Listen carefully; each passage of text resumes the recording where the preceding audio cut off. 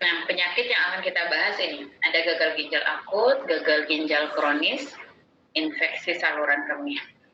Sebelum saya masuk ke situ, kita bahas dulu untuk anatomi ginjal.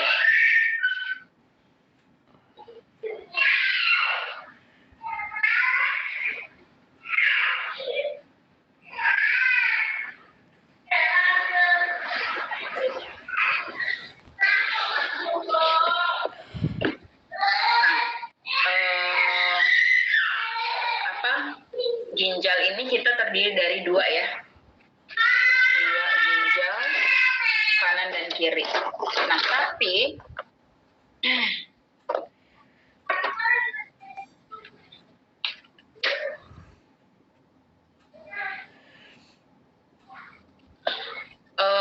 ginjal ini itu yang harus dipahami dulu, bahwasanya ginjal itu fungsinya kan nanti memproduksi urin ya, gitu. Nah, yang ingin saya tahu terlebih dahulu, masih ingat nggak proses terbentuknya urin itu gimana ya?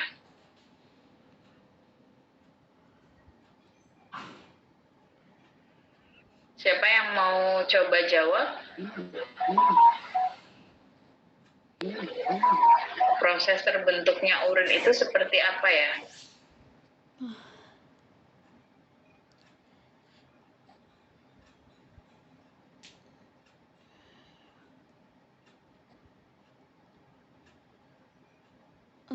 Aduh, males.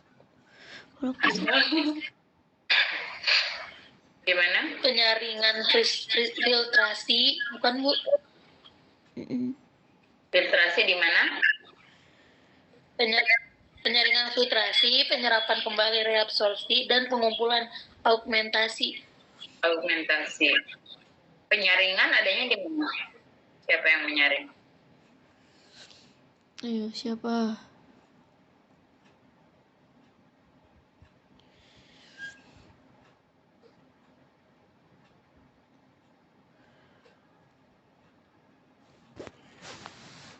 Tadi siapa yang jawab ya?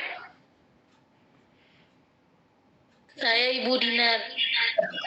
Oke, gimana Dinar? Di nefron bukan Ibu? Nefron. Ya, nefron itu dalamnya ada apa lagi? Sakit terus lagi gue. Deret.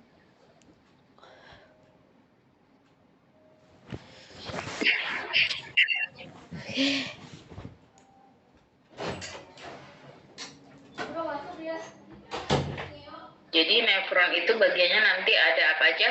Glomerulus gitu ya? Pernah dengar? Penyaringan adanya di glomerulus. Pernah Ibu, tapi udah lupa. Terus reabsorpsi itu di mana?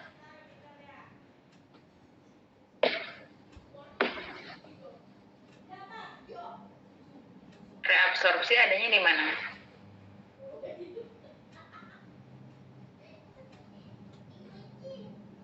Tubulus. Ya. Ibu. Sekarang kalau saya tanya gini.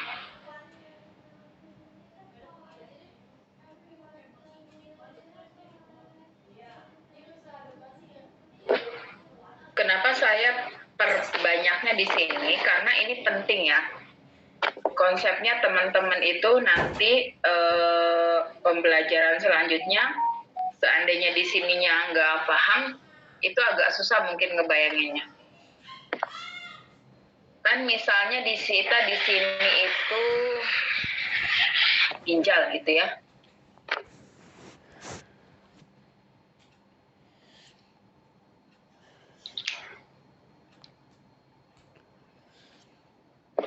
Ini misalnya ginjal.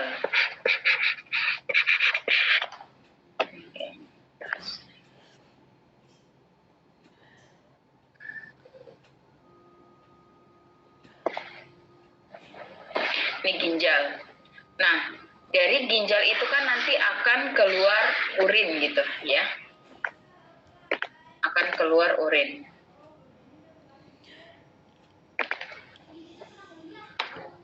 Teman-teman tahu tidak sih proses terbentuknya urin itu asalnya dari mana ya? Urin itu asalnya dari mana sih? Darah, Ibu. Darah, gimana? Darah, coba. Alurnya gimana? Dari darah, kemudian? Darah disaring,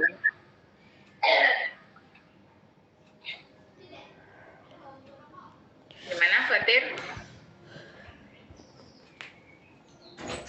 darah kotor itu disaring, Bu, di ginjal. Darah kotor. Iya, Bu. Darah kotor itu asalnya dari mana ya? Dari proses metabolisme tubuh. Nggak, maksudnya pembuluh darahnya gitu masuk ke ginjal atau gimana?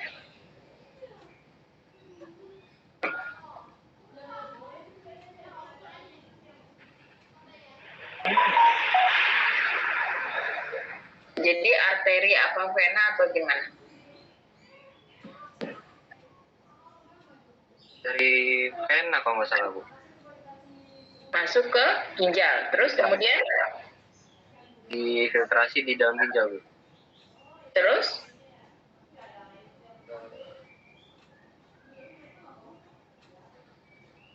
Setelah difiltrasi, Terus terjadi reabsorpsi dalam tubulus.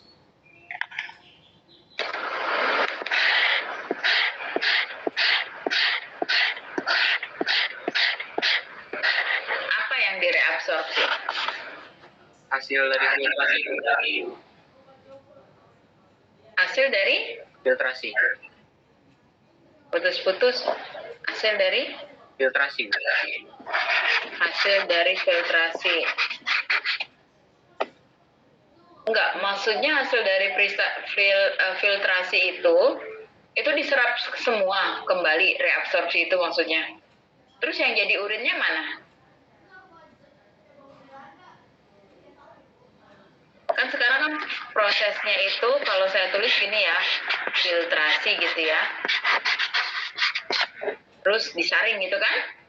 Terus kemudian reabsorpsi. Nah, yang direabsorpsi itu apa?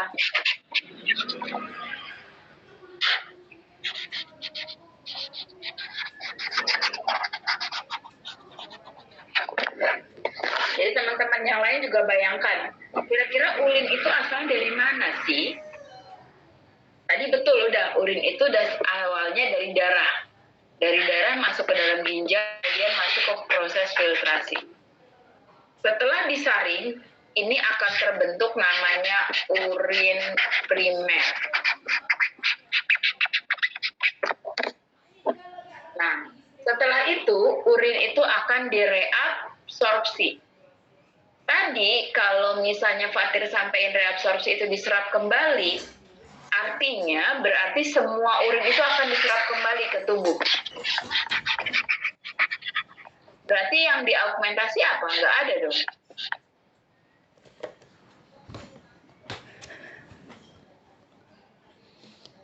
Gimana, Fatir? Benar nggak? Kalau direabsorpsi semuanya berarti yang diaugmentasi udah nggak ada dong, udah nggak ada urin.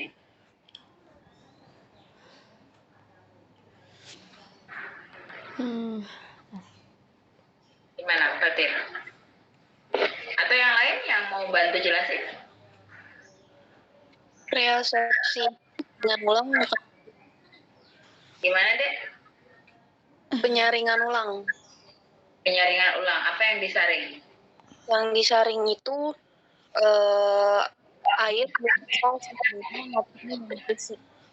yang diserap kembali. Sebentar, Alia tuh putus-putus. Apa? Yang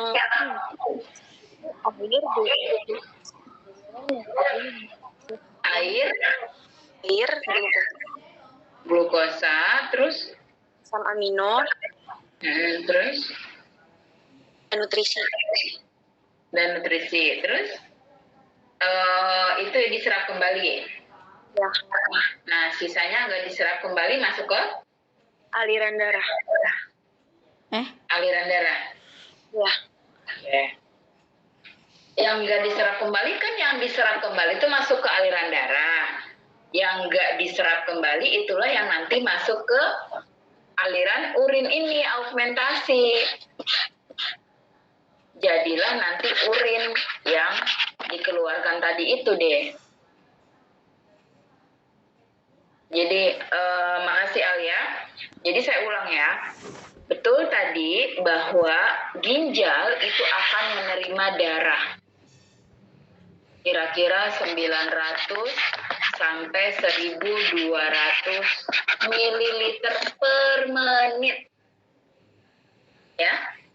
Gitu. Terus kemudian darah yang masuk itu akan difiltrasi.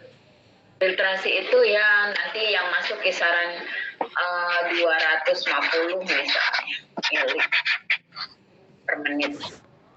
Kemudian setelah disaring maka akan terbentuklah urin primer. Nah, setelah terbentuk urin primer, ini akan masuk ke tubulus dan akan ada proses namanya reabsorpsi. Artinya kembali ya, absorpsi berarti penyerapan. Maksudnya penyerapan kembali kemana? Betul tadi, diserap kembali ke dalam tubuh. Apa saja yang diserap tadi Alia sudah sampaikan. Yang diserap itu tadi ada gula, gitu ya.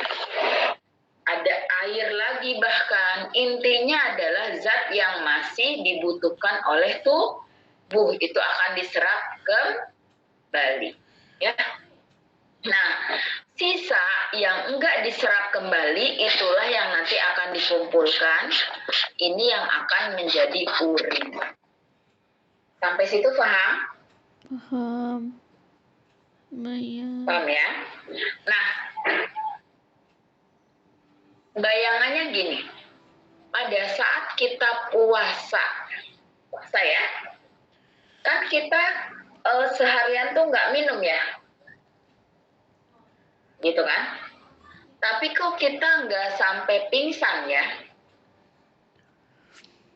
Dan kok urin kita itu makin sore makin sedikit ya? Kira-kira gimana? Ada yang mau kasih pendapat?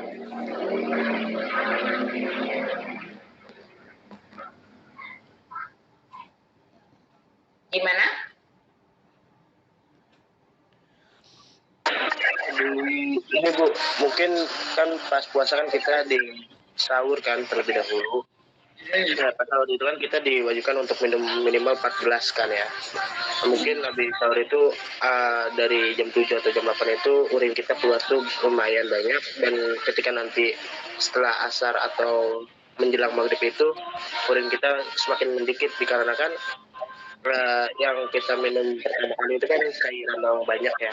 Jadi keluarnya banyak. Nah ketika seharian kita nggak tubuh kita nggak nerima asupan cairan kembali.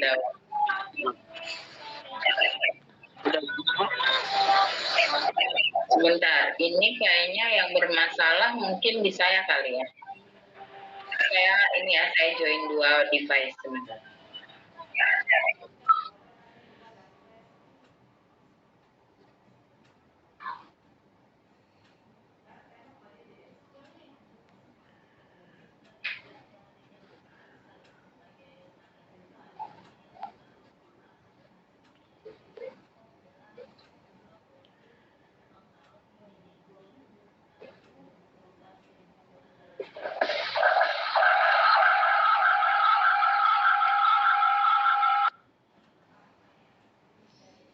Oke. Udah ya? Kedengaran? Kedengaran. Coba ulang lagi nak tadi Firdaus di saya putus-putus. Oke, baik. Dari awal kan kita awal puasa itu sebelum pas sahur itu kita diwajibkan untuk minum minimal 4 gelas. Dan ketika kita puasa tuh seharian habis subuh itu kita tidak boleh mengkonsumsi makanan atau minuman kembali kan hingga azan maghrib berkumandang. Nah, ketika jam 7 jam 8-an itu urin kita yang keluar itu banyak dan ketika menjelang maghrib atau pada asar itu urin kita sedikit dikarenakan mungkin jam 7 jam 8 itu urin kita keluar banyak dikarenakan kita di dalam tubuh kita itu baru menerima mineral yang lumayan cukup. Dan ketika seharian kita nggak mengonsumsi air mineral kembali atau tidak ada cairan yang masuk kembali, maka cairan yang habis asar atau menjelang maghrib itu yang keluar itu suatu cairan yang tersimpan di dalam tubuh kita. Itu loh, Bu. Oke, terima kasih Firdaus. Yang lain ada yang ingin mencoba?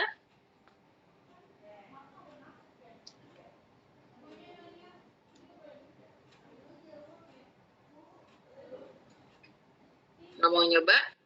Oke, jadi gini, balik lagi ke sini tadi ya, sistem. Jadi tadi darah ini akan masuk ke dalam ginjal, kemudian akan melewati filtrasi dan reabsorpsi. Jadi kuncinya sebetulnya ada di reabsorpsi. Kenapa sih pada waktu puasa kita tuh ya nggak sampai pingsan ya, misalnya kayak gitu ya. Aliran darah yang menuju ginjal itu adalah tetap.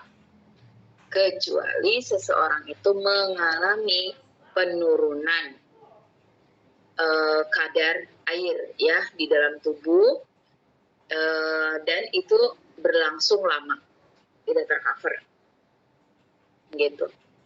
Jadi kalau tadi ke ginjal ada sekitar 900 sampai 1200, ya kalau ginjalnya normal per menitnya sekitar segitu gitu. Nah posisinya pada saat puasa itu kan kita tidak makan dan minum ya di siang hari. Maka apakah darah yang ke ginjal itu berkurang? Tidak. Darah yang ke ginjal itu kurang lebihnya adalah sama. Lalu yang membedakan di mana? Yang membedakan di sini. Jadi setelah tadi darah itu sama, mau pagi, siang, atau sore, akan masuk ke proses filtrasi, gitu ya, dan akan direabsorpsi. Nah kuncinya di reabsorpsi ini. Karena kan tadi tubuh kurang asupan ya, karena lagi puasa ya, gitu. Sehingga tubuh memberikan sinyal bahwasannya tubuh dia sendiri atau tubuh praktikan sendiri itu masih kekurangan gula, air, maka itu secara otomatis akan direabsorpsi. Semakin banyak yang direabsorpsi, artinya apa? Urin yang masuk ke augmentasi itu sedikit. Itu kenapa semakin sore urin kita itu semakin sedikit. Jadi Masya Allah sebenarnya pada saat kita normal, urin itu akan direabsorpsi sesuai kebutuhan kita. Maka kalau misalnya kita pernah dengar nama lain diabetes itu apa ya? Kalau bahasa kitanya. Bahasa kitanya apa ya nama lain diabetes itu? Kencing manis. Apa? Apa? Nur siapa tadi? Apa? Sakit apa? Kencing Apa? manis atau sakit gula. Kencing manis, iya betul. Jadi disebutnya adalah kencing manis gitu. Walaupun juga kita nggak tahu ya beneran manis nggak sih kencingnya gitu kan? Nah, kenapa? Karena pada saat misalnya si urin darah itu masuk ke dalam ginjal, kemudian dia memasukkan sampel ya filtrasi, jadi darah yang masuk difiltrasi kemudian direabsorpsi. Nah pas direabsorpsi itulah tubuh itu bilang, saya udah kelebihan gula, jadi saya udah nggak butuh gula. Karena kan orang yang diabetes tadi kan kadar gulanya tinggi ya kan? Gitu. Sehingga gulanya itu nggak jadi direabsorpsi, tapi gulanya itu akan dikeluarin. Itu kenapa disebutnya di dalam urinnya itu manis, kencing manis. Paham nggak? Jadi tubuh itu akan selalu menyeimbangkan di mana yang butuh, di mana yang enggak. Gitu. Nah, salah satunya itu di sini. Nah, nanti kalian ada lagi nih orang belajar, misalnya ya, dia mengalami sakit jantung sama hipertensi. Kemudian berdasarkan hasil analisa, itu tubuhnya itu menyimpan banyak cairan. Gitu ya. Tubuh itu menyimpan banyak cairan. Nah, sehingga memperberat kerja jantung. Maka nanti orang ini diberikan obat namanya diuretik. Obat yang meningkatkan pembuangan, dan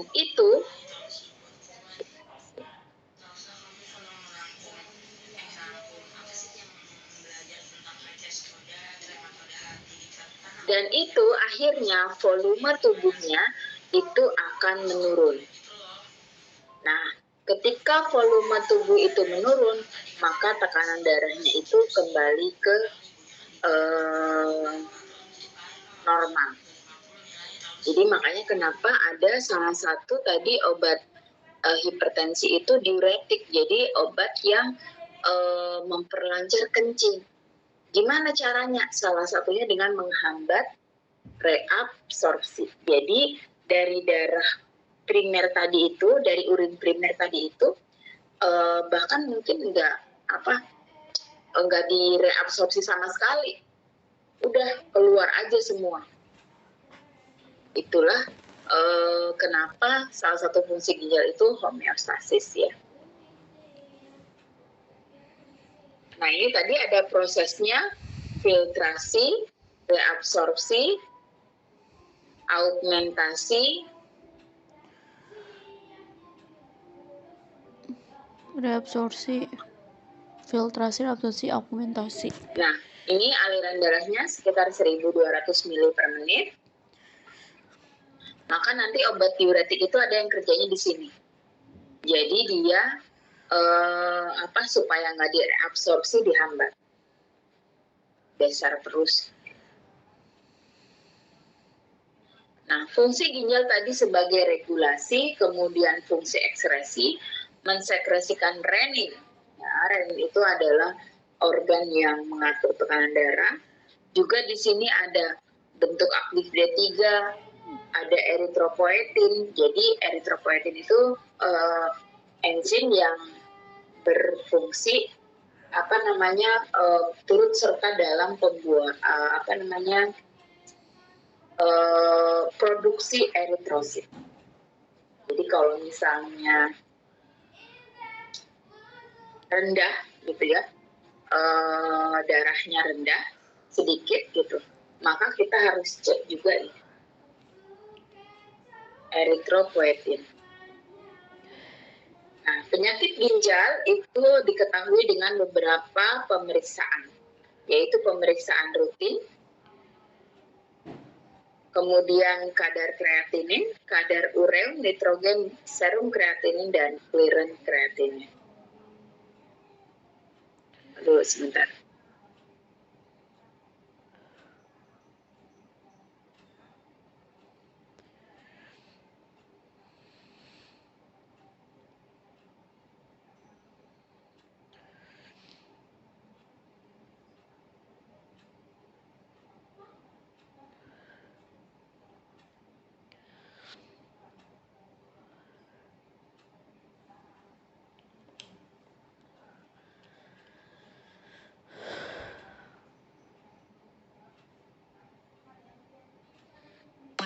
Nah, kira-kira proses terbentuknya urin udah jelas belum ya? Udah jelas? Kalau udah jelas, kita lanjut lagi ya. Kita lanjut ke kelainan-kelainannya.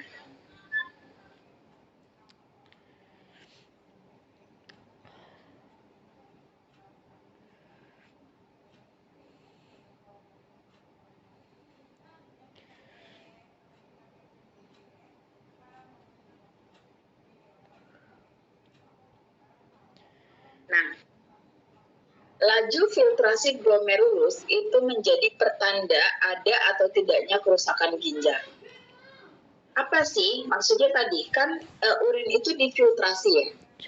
dan harusnya dalam sekian menit itu atau bahkan seharian akan memproduksi berapa banyak urin, kan ada kadar normal. Nah, laju filtrasi adalah nilai normal mili per menit per 1,73 meter kuadrat, itu luas permukaan tubuh, gitu ya. Nah, umumnya laju filtrasi glomerulus ini akan menurun pada saat gangguan fungsi ginjal. Nah, sementara serum kreatinin, jadi kreatinin adalah bahan ya, hasil dari metabolisme otot gitu ya. Nah, terus kemudian dia harusnya setiap hari itu ada produksi. Nah, tapi serum kreatinin ini harus dibuang dan bisa juga diperiksa urinnya, namanya clearance kreatinin. Kalau misalnya dia serum kreatininnya menunjukkan di atas 1,2, maka itu harus warning ya, mungkin dia terkena gagal ginjal. Nah, teman-teman coba bayangkan tadi cara memeriksa kreatinin itu bisa di darah, bisa di ginjal. Siapa yang mau jawab? Kira-kira nih kalau ada orang terus kemudian gagal ginjal, yang tinggi nilai apa? Nilai serum kreatinin apa nilai clearance kreatininnya? Ada yang mau jawab?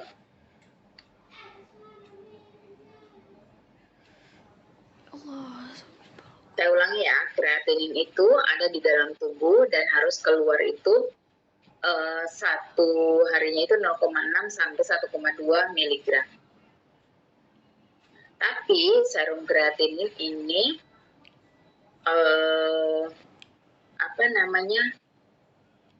kreatinin bisa juga diperiksa di urin, clearance kreatinin. Nah, kira-kira kalau dengan definisi tadi, kalau pada orang gangguan ginjal yang tinggi nilai serum kreatinin apa clearance kreatininnya?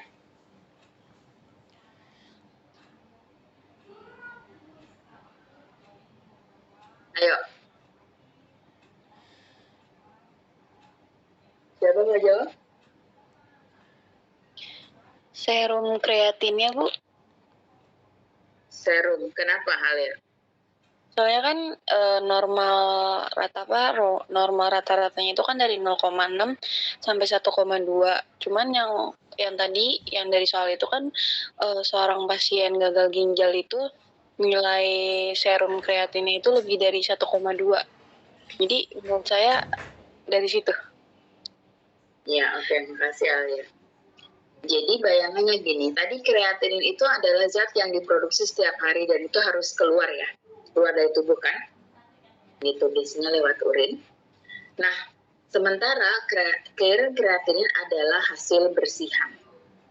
Maka pada gagal ginjal yang tinggi adalah kreatinin serum. Kenapa? Tadi jelas-jelas. Penyakit ginjal itu biasanya karena tingginya kadar ureum itu di dalam darah. Kenapa jadi clearance kreatinnya rendah? Karena kita bayangkan, kalau misalnya ginjalnya rusak, berarti banyak cairan yang terhambat nggak bisa keluar. Sementara clearance kreatinin yang diuji adalah urin. Berarti ada penurunan nilai clearance kreatinin justru. Itu menunjukkan kelainan ginjal. Nah, begitu juga dengan ureum. Ureum itu sifatnya toksik ya untuk tubuh kita sendiri, maka harus segera dikeluarkan. Tapi pada kondisi dia gagal ginjal, ngeluarin itu susah. Nah, ini gagal ginjal akut, kronis, dan ISK. Akut itu tiba-tiba. Namanya juga tiba-tiba ya. Jadi biasanya tidak diketahui dengan pasti awal mulai dari mana. Nah, ada beberapa ciri dan tipe. Nah, Prognosisnya biasanya dapat sembuh dengan terapi, kecuali nanti kalau tidak diterapi masuk ke GGK. Nah, penyebabnya itu ada 3. Yang pertama prerenal. Prerenal adalah sesuatu yang berada sebelum masuk ke ginjal. Contohnya apa? Contohnya kondisi dehidrasi. Jadi bisa jadi orang kena kelainan ginjal akibat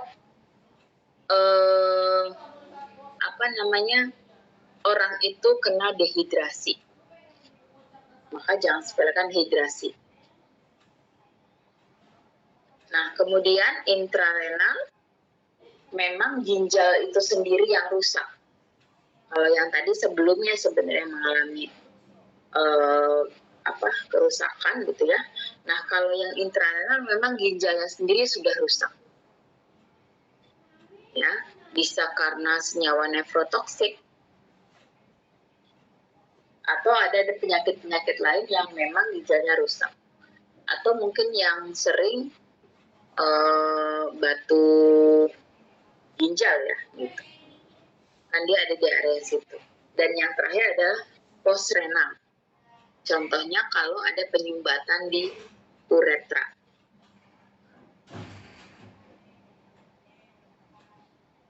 Nah, ini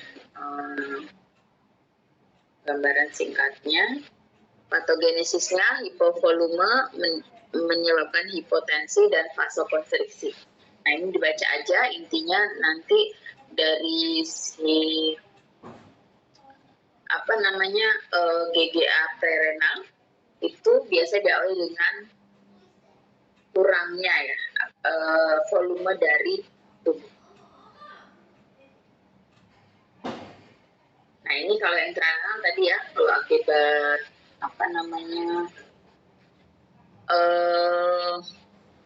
zat toksik, kemudian ada tumor. Nah, sementara yang postrenal itu bisa karena beberapa penyebab. Karena infeksi. Makanya kalau misalnya kita cebok gitu ya, usahakan dari bagian depan dulu. Nah, ini tanda dan gejalanya. Ada oliguri, takikardi, kemudian ada hipotensi, dan biasanya disertai dengan udem atau penahanan cairan. Cara diagnosanya bisa dengan ini. Nah, nanti kalau nggak diobatin bisa terjadi gagal ginjal kronik. Jadi biasanya gagal ginjal kronik itu kelainan yang progresif gitu, yang menyebabkan nefron mengalami kerusakan. Kadangkala sampai harus cuci darah ya. Etiologinya itu bisa karena ada infeksi atau batu ginjal gitu ya. Nah, kalau untuk tingkatannya ada 4. Jadi dari mulai yang cenderung agak normal, ya. Terus di bawah sampai nanti gagal ginjal terminal itu GFR tadi ya, yang filtration rate itu kurang dari 20%.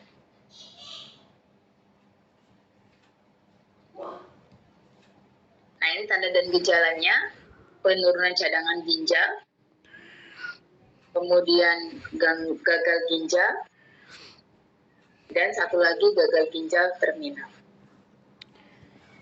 Diagnosanya bisa dengan pemeriksaan darah, kemudian urinalisis dan radiografi. Dan yang terakhir itu infeksi saluran kemih. Nah, biasanya yang banyak menderita itu perempuan ya, mungkin karena secara anatomi lubang bubur dengan misfi itu berdekatan ya. Nah, di ISK ini ada ISK atas, ISK bawah. Kalau dari bawah nggak kurang penanganannya, bisa juga nanti naik jadi ISK atas. Nah, ternyata infeksi ISK sendiri itu nggak cuma dari si E. coli, E. coli gitu ya, kan di bawah itu banyak ya kuman-kuman gitu. Tapi bisa juga kuman ini asalnya dari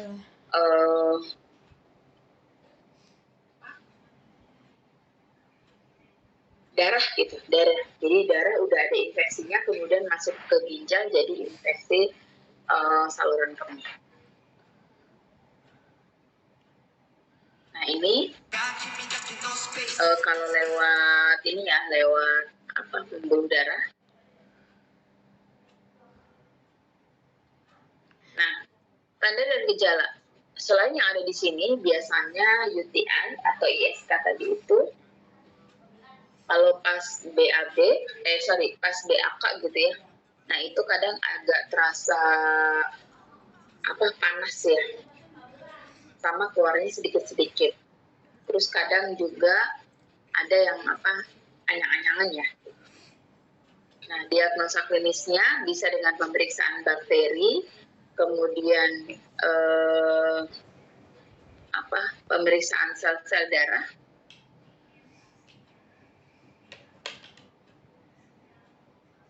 dan bisa juga pemeriksaan antibodi.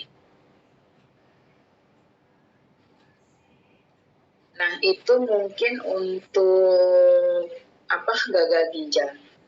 Silakan kalau ada yang ditanyakan mengenai gagal ginjal.